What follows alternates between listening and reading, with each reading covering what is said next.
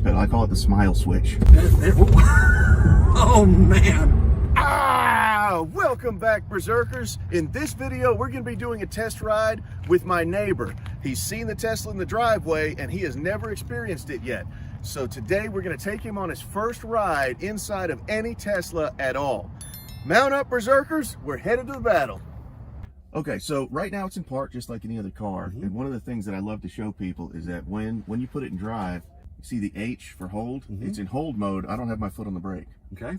It holds it in place until you're ready to start driving. Any questions you have, just yell them out. I'll be glad to explain anything. I'm a huge Tesla fanboy, self-admitted. I am comfortable with that. So, all right, let's get rolling. So quiet. That is just crazy. Yeah, it was on the whole time. Actually, the only sound that you're hearing is the climate control. Okay. I turn that off. Yeah, turn that off. It's fine. It's dead silent. Wow. And just the experience is just, you literally just feel like you're rolling just in a cart down the road. There's just not the normal noises and gear changes and sounds you're aware of. It's a completely different experience, but it's very refreshing. Absolutely. So you hit it right on the head. Because there's no engine up front that's making explosions that then have to be turned into kinetic energy. Yep. It's very, very smooth and linear acceleration. Often people ask me, what's your favorite thing? Well, I mean, it's a very quick car. Like, the acceleration is no joke. But if I have to put my finger on my favorite thing, then my favorite thing is the smoothness of it. For me, this car is really a superior driving experience. I've never fancied myself to be a car guy, but for the first time ever, I've been into this car, like, because it's such a very, very different way of experiencing driving. You hit it on the head when you said, well, you don't feel any shifting. Yeah. There's just the one gear. Right. Just go. Yeah. Just go. Exactly. And so sometimes people give me a hard time because I refer to it as a gas pedal. They're like, well, there's no gas. Okay, so it's not the gas pedal. I call it the smile switch. Oh man. Holy cow, that is frightening. That is frightening. Wow. Oh. You don't expect it. People say, oh, it's just a golf cart. I'm like, can a golf cart do that? No. That's pretty amazing, isn't it? Oh, that's incredible. You feel your heart like leap a little bit. That's just amazing. Exactly. And now you're laughing. That's why I call it the smile switch. Big smile. Yes, big smile. Just It's awesome, especially because you don't hear like the roar of an engine, and what I like about it is that it's absolutely instant. So even if you're on the highway up to speed, if it's right now, if you're not going to floor it, but you need that acceleration, it's immediately available for you, even when you just barely touch it. I almost never will floor it because it's like, you know, that what you just felt wasn't quite floored, and so it's like, wow, you know, you unleash the beast. There's no telling what might happen. But you know it's there, and just the confidence you have driving. I've driven some very powerful muscle cars with turbos. It's got to take a moment to spool up. This is it just jerks you right back in your seat. Yeah, it's immediately right there. Wow. And I knew it was gonna have good acceleration. I wasn't expecting that. It's because to hear people say, yeah, it's a quick car is one thing, but to feel your blood rush to the back of your skull is something else entirely. You feel the blood rush to the back of your eyes. That's, wow. Well, Brett, riding it is one thing, but you don't get it until you drive it. So okay, it's time for you to take your drive. Oh, that's incredible. I was so hoping I get a chance to. Heck yeah, man. There's no reason. You don't dangle a donut in front of a grown man and tell him he can't have a bite. Which way?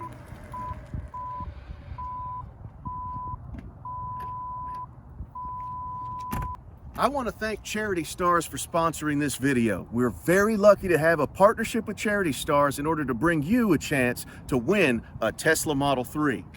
The Model 3 that you have the chance to win is a Tesla Model 3 Performance version, but Charity Stars has sponsored our video, and in this partnership, you have the chance to get 1,000 extra entries when you enter in the contest to win the Tesla Model 3. If you go to charitystars.com/Tesla Barbarian, you'll get those 1,000 extra free chances to win the Tesla Model 3. The funds raised by the sweepstakes go to benefit the Guardian Group. The Guardian Group is a charity that prevents and disrupts sex trafficking of women and children while enabling partners to identify victims and other predators in the United States. They seek to help the victims and to hunt down more predators and put them in jail where they belong. You can get more info on that charity at guardiangroup.org. Charity Stars also does a lot of great work helping out other charities as well. Take a look around their website and see what other charities they're doing and the good work they're doing partnered up with them. As it is for now, use our coupon code Tesla Barbarian, spelled with one word, all caps, Tesla Barbarian, to get that 1,000 chances to win this Tesla Model 3 Performance. Well, not this one, but a Tesla Model 3 Performance. Which way do you want me to go? You know what? Why don't we go that way, and you know, we'll take it up 66. Maybe get on the highway so you can use the on ramp. And that'd be great. I'm not telling you to unleash the acceleration. I'm telling you you're in care and control of the vehicle, okay, and operate it with due regard for the safety of others. Sure. Oh, that's beautiful. Isn't it smooth?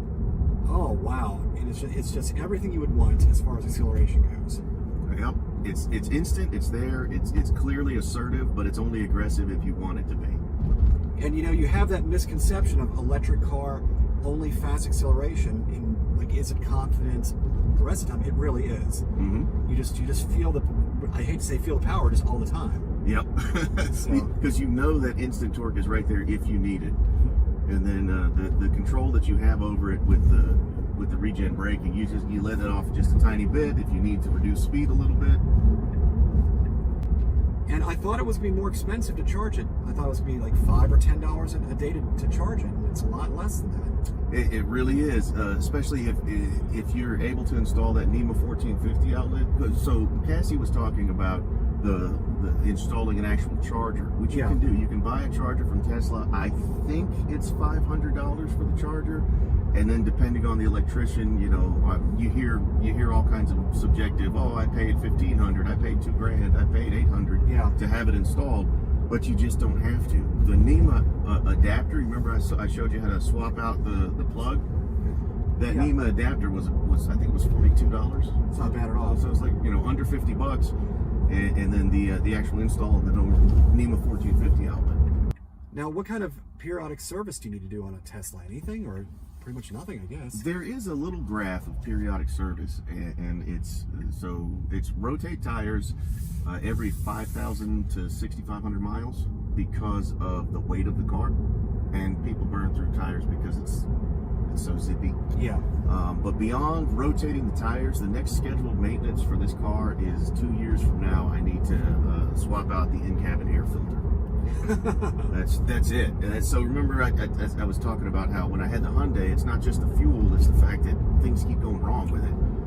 There's nothing to go wrong with it on this thing. On an internal combustion engine, there's, you know, on the order of 2,500 moving parts. Meanwhile, in this car, the drivetrain has on the order of 5 moving parts. Wow. There's very little to actually go wrong. I keep the windshield washer fluid filled up. I've had the tires rotated, and so I'm at 10,000 miles, and that's it. Windshield washer fluid, and I had the tires rotated. And the next scheduled maintenance, like I said, is a couple years from now. I'll be swapping out the in-cabin air filter, and that's it. As long as you keep the tires rotated, all is well. All right, here we go. Oh, come on, Brett. There you go. Wow. I have driven a Porsche 911, and this is better than that. Porsche 911 driver approved. Yes. I like it. If you push down on this stalk twice. 1, 2. All right, now you can. So see the blue lines? The car's taking over for you. So it's as long as you keep your hands near the steering wheel there. You'll go around the curve? Yeah, absolutely. Yeah. But just for the people watching, it is driving itself. It is crazy. So. Wow, but it is doing everything, and you feel a little bit apprehensive. You see a car pass you, that sort of thing, but it's got it under control. And you can see that you know, it sees the car there. Yes, perfect graphic of the vehicle passing. That is one. So many unexpected things you just would not imagine. And just also comment how spacious it is here. And you think an electric car would have a cramped interior, but no sacrifice of labor or anything like that. Yeah, the leg room is pretty impressive. What Elon was going for, and I think he accomplished it, was to make the car feel bigger on the inside than it looks on the outside. Right. And I think he accomplished it because a lot of times people will see me standing next to this small compact sedan and think he can't fit in that car, and then I hop in the car and drive away. Right, but it's comfortable as a large SUV or just whatever you can imagine. Mm-hmm. Very comfortable. Now, I'm going to shoot straight. The back seat does not have that same luxury. It does not have that same level of leg room. It still doesn't appear to be too bad. Well, he's 6'3", and he's back there. Yeah, I'm 6'5", and I'm right in front of him. Pretty good. But back there is nowhere near as spacious and roomy as it is up here. So you don't feel like you're missing anything. So you don't feel like you've lost out on anything. That's really important. What did you think you might be losing out on? Well, you always, I guess range anxiety is your first part, but 350 miles, I mean, that's here to Myrtle Beach. I mean, that's... Yeah, and if you were going to go on a road trip, like, what's the longest road trip you would typically take? You're not going to go more than 300 miles in a day. Not in a day. Well, I mean, you might go more than 300 miles in a day, but you're not going to go more than 300 miles without stopping. Right. Without pulling over for gas, or because people need to use the bathroom, or you got to have a sandwich, or whatever it might be. And there's supercharger stations all over the place. So it's a sincere question. Like, when you go on road trips, do you go to Orlando? Do you go New York? Myrtle Beach. We go to Florida a couple times. So if you take the right scroll wheel, push it with your thumb, what it does, it'll beep, and that tells you that the voice command is on. So what I want you to do is hit the button and say navigate to Orlando, Florida. Navigate to Orlando, Florida. There you go. What it's doing is it's calculating, and it tells you will have to stop 1, 2, 3, 4 times. Well, 3 times, and then you get to Orlando. You'll charge here for 20 minutes, 25 minutes. You'll charge here for 30 minutes. You'll charge there for 20 minutes. Right onto Weeping Lane. So what you're telling me is that for an hour's worth of charging, you can pretty much drive to Orlando. Yes, that's what I'm telling you. Wow. Yep. And it does all of that thinking for you. It tells you exactly where to stop. The navigation will do it just like any other GPS, and then it will take you to where to stop. And it'll tell you how long to charge while you're there. So from the state of charge that we have now, starting with 79% battery, we'll drive to, I think it said Fort Mill, South Carolina. You'll stop there and charge for 25 minutes, and then you'll drive and you'll stop somewhere, I presume in Georgia. You'll charge there for 30 minutes, and then you'll stop somewhere in North Florida, and you'll charge for 20 minutes. And your final stop is Orlando. Wow. Okay, so that has really blown my mind. I always thought of, would you be having to search for a charging station? How many hours would you be down charging a vehicle? So, but just with an hour's worth of stops here and there, you probably make anyway. Yeah. You can get, that's amazing. That's not that much slower than filling up a gas tank. It's not when you consider that you don't just fill up the gas tank. You fill up the gas tank, takes you 5 minutes, but then, of course, everybody needs to use the bathroom. Everybody wants to stretch their legs. Everybody wants a sandwich. The only difference is now you pull into a parking space, and the parking space is the charger. You plug it in. All right, everybody, go to the bathroom, get your sandwiches, stretch your legs, walk around, and by the time you get back 20 minutes later, you're ready to go. Mm-hmm. Wow, it's just incredible. What is the equivalent in miles per gallon? Do you know what that is, or? Yeah. Well, I'd have to Google it. Okay. It's well over 100. It's like 156 miles per gallon equivalent, something like that. Mm-hmm. You know what? Let's go ahead and Google it. Otherwise, the comment section is going to rip me to pieces. I've seen this movie before. I know how it ends. And again, I've not put my foot on the brake at all through the course of this drive. You really do get used to it. And it happens quick. It really does. Yep. The climate control is fantastic. You don't feel like you're too hot or too cold. It's really good. So it's 131 miles per gallon equivalent on this one. Well, for the record, if you get home and you desperately want a Tesla, I don't want your wife to come yelling at me. Right. Yes. It's not your fault. I can just feel it. I know it's going to happen. Just the experience alone. I'm gonna walk past and she's gonna throw a rock at me and I'll be like, I know what this is about. I get it. Wow. No, but it's certainly made me a believer, that's for sure. Well, like you said, you've heard a lot of stuff about the fact that, you're going to end up charging for hours, or you can make it to where you're going to go. Yeah, and you'll spend all your time hunting for a charger. The car knows where all the chargers are. I can't speak for other manufacturers' vehicles, but Teslas know where all their chargers are. Yep. and they plot out the whole course for you. Wow, that's just great. So yeah, knowing you're not going to run out of electricity really just enhances, what I would think about maybe getting an electric car someday. Just in driving a Tesla, the first thing you think of is like, what am I giving up to drive a completely electric vehicle? And the truth is really nothing. It's just the acceleration's there. The ability to find charging stations is amazing. So there's no letdown whatsoever. Very impressive. Something to consider for sure. I'm glad you like it. Thanks man. again, Dave. I appreciate it. Yeah, absolutely. Happy Thanksgiving. Oh, you know what? Happy Thanksgiving Yeah. to everybody and to you as well. And we'll see you guys in the next battle. All right.